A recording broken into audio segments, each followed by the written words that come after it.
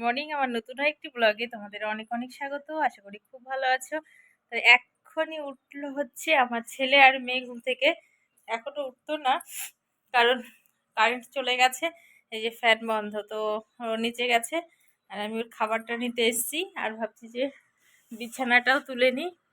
আর তো তোমরা জানোই ওরা ঘুমোতে থাকে, ওই সময় আমি রান্নাগুলো চটপট করে করে নিই, কারণ উঠে গেলে তো মেয়েকে খাওয়াতে হবে, ফ্রেশ করাতে হবে, তারপরে ছেলেকে পড়তে বসাতে হবে। আজকে হচ্ছে শনিবার, তো সোমবার থেকে মানে 8 তারিখ থেকে ওদের নতুন ক্লাস শুরু। আমার ছেলে এবার 2তে উঠলো আর কি, 1-এ পরীক্ষা দিয়ে 2তে উঠলো। 2-এর নতুন ক্লাস এই এপ্রিলের 8 তারিখে শুরু হবে। তো এই দুটো দিন ঘরেই পড়িয়ে নিচ্ছি। সকালের দিকে তো আর স্কুল থাকলে পড়াতে পারবো না, ওই একটা টাইম পড়ানো। তো ঘরটরগুলো একটু গুছিয়ে নিই, মানে বিছানাটা তুলে নেব। আর দাদাইয়ের কাছে দিয়ে এসছি যে মেয়েকে একটু ধরো, আর আমি খাবারটা নিয়ে আসছি। প্রচণ্ড গরম পড়ে গেছে যেন আমাদের উপরের ঘরগুলোতে, মানে কি বলবো। তো তোমাদের সাথে কথা বলছি আর মশারিটাও তুলে নিলাম। সকালে না সত্যি আমার সারাটা দিন এত ব্যস্ত, কিন্তু ব্যস্ত থাকাটাও ভালো। সকালে আমার রান্না হয়ে গেল, আজকে রান্না করেছি। তোমাদের আর রান্নাটা দেখানো হয় না, কারণ কি বলো তো, 2-1 দিন ধরে দেখাচ্ছি না। এই একই সকালে উঠে এই রান্নাটাই দেখতে পাচ্ছ। তো আজকে একটু অন্যরকম ভিডিওটা করছি আর কি। সকালে উঠে মেয়েকে খাইয়ে ঘুম পাড়িয়েছিলাম, সে 6:30টার সময়, তো উঠে পড়েছে এখন বললাম। আর রান্না করলাম আজকে কি বলো তো, ডাল করলাম লাউ দিয়ে পাতলা করে, আর আম ডাল করলাম, মিষ্টি ডাল হবে যেটা, মানে টক ডাল হয় না আমাদের। আর শশা, তারপরে কুয়াশ, ঝিঙে টিঙে দিয়ে একটা তরকারি করেছি, আর হচ্ছে আলু আর মটরশুঁটির একটা তরকারি। আর মাছওয়ালা যদি আসে, মাছ নিয়ে মাছের ঝোল টোল কিছু একটা করে নেব। এই হলো। তো দাদা আজকেও হসপিটালে আছে। দাদাকে সকালে ফোন করলাম যে তোর কি খেতে ইচ্ছে করছে, মানে খেতে ইচ্ছে করছে সেরকম তো কিছু খেতে পারবে না। ডাক্তার বলেছে যে চিড়ে আর হচ্ছে দই, এটাই খাওয়া ভালো। তো বললো এটাই পাঠিয়ে দিস। তাই আমি বললাম যে কালকে দুপুরে খেয়েছে চিড়ে আর দই, আবার রাতেও খেয়েছে। তো একই খাবার কতবার ভালো লাগে। তো আমি তো সকালবেলা মানে সেদ্ধ ভাত দিয়েছিলাম কাঁচা কলা টলা দিয়ে। তো এখনও ভাবছি যে সেদ্ধ ভাত দেবো, তো দাদা বললো না এমনি নর্মাল ভাতই দিয়ে দিস। আর তার ডাল আর ওই শশা টশার যে তরকারিটা সেটা দিয়ে বর এক্ষুনি নিয়ে গেল হসপিটালে, ওকে দিয়ে তারপরে কি লাগবে না লাগবে সব ওর ইসে করে ব্যবস্থা করে ও চলে যাবে দোকানে। আর কালকে মা এসেছিল, মা এসে দাদাকে দেখে গেছে, দেখে আমাদের বাড়িতে ছিল, আবার যাওয়ার সময় দেখে তারপরে একবারে গাড়িতে উঠেছে। আমিও গিয়েছিলাম, আর আমি একসাথেই হসপিটালে গিয়েছিলাম। তো চলো, বিছানাটার এই হাল, এখন বিছানাটা তুলতে গেলে অনেকটা টাইম লাগবে, তার থেকে আমি কাজ করি, মেয়েকে খাইয়ে আসি।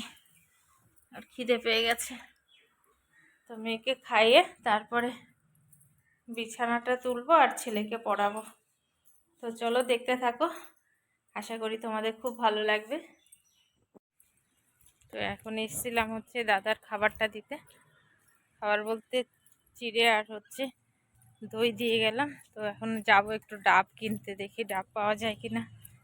যে আমি ওই দিক দিয়ে এসেছি, ওই মার্কেটে ডাব নেই। তো চলো, এই যে আমাদের হসপিটালের রাস্তা, এটা এদিক দিয়েও যাওয়া যায়, এদিক দিয়েও যাওয়া যায়।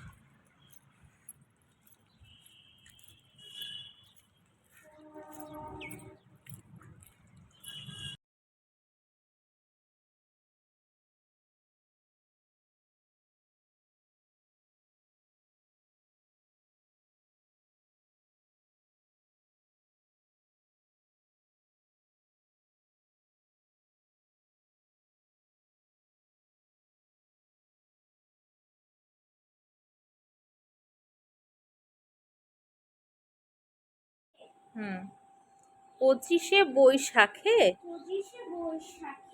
হুম সভাপতির